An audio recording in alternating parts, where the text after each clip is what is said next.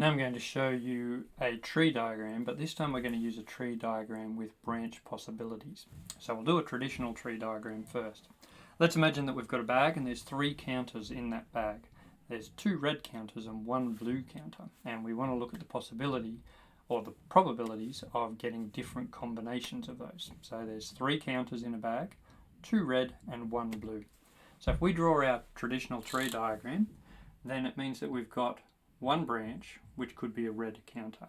We've got another branch which could also be a red counter, and then we've got our final branch which could be a blue counter. So this was our first draw out of the bag. If we draw a red counter out first, we've only got 1 red and 1 blue left. So the 2 remaining branches here are going to be red and blue. Here, if we drew our red counter, our 2 remaining are also going to be red and blue. If we chose our blue counter first, the only 2 counters left are our 2 red counters. And so we can then look at our outcomes and say, okay, well that means that we've got 6 possible outcomes. The chance of getting a red and a red would be 2 chances in 6. So you can see here we've got this top chancer, which is red and red, and we've also got this row here, which is red and red. And if I fill in the remaining ones, you've got blue and red and blue and red.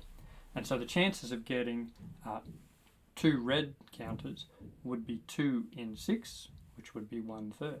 And you can see the chance of getting a red and a blue would also be 2 in 6. However, we've got the option of red and blue and blue and red. And so the chance of getting 1 red and 1 blue would end up being 4 in 6 as a total. And so that would be 2/3. Now we can do this also with a tree diagram. We can simplify this by putting branch possibilities on there. So rather than having the 2 red branches here, you can see one of my branches is off the top of the screen, we'd actually do just 1 red branch, but we'd write the probabilities on it. So if we drew our tree diagram with probabilities on it, our first possibility is the red and the second possibility is blue. This one here, because we've got 2 counters, has a probability of 2/3. This branch here, because there's only 1 counter, has a probability of 1/3. And so you can see we've written the probabilities for this branch on here. Once we've got our red counter, because we've drawn 1 red counter in, there's still 1 red counter and 1 blue counter left. We can then say, okay, well we've got a red and a blue left. Each of these has a 1 in 2 chance of being drawn.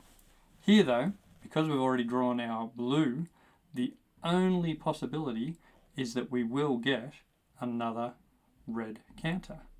And so we've got a 100% chance of getting a red counter on our second draw. In order to then work out our final probabilities, you can see here we've got our red and our red. So our first outcome is red and red. We'd have to multiply across this branch.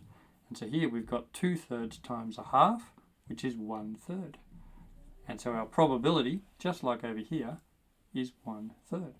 Over here, the chance of getting a red and a blue is once again 2/3 times a half, red and a blue. And so our probability of that occurring is 1/3. Here, the probability of getting the blue then a red, blue then red, is 1/3 times 1. And so that's 1/3. So by writing the probabilities and then multiplying along the branches, we end up with the same answer as our traditional one. However, you can imagine with multiple possible outcomes, this way is going to be a lot neater than our original way where we've got to write all of the different options.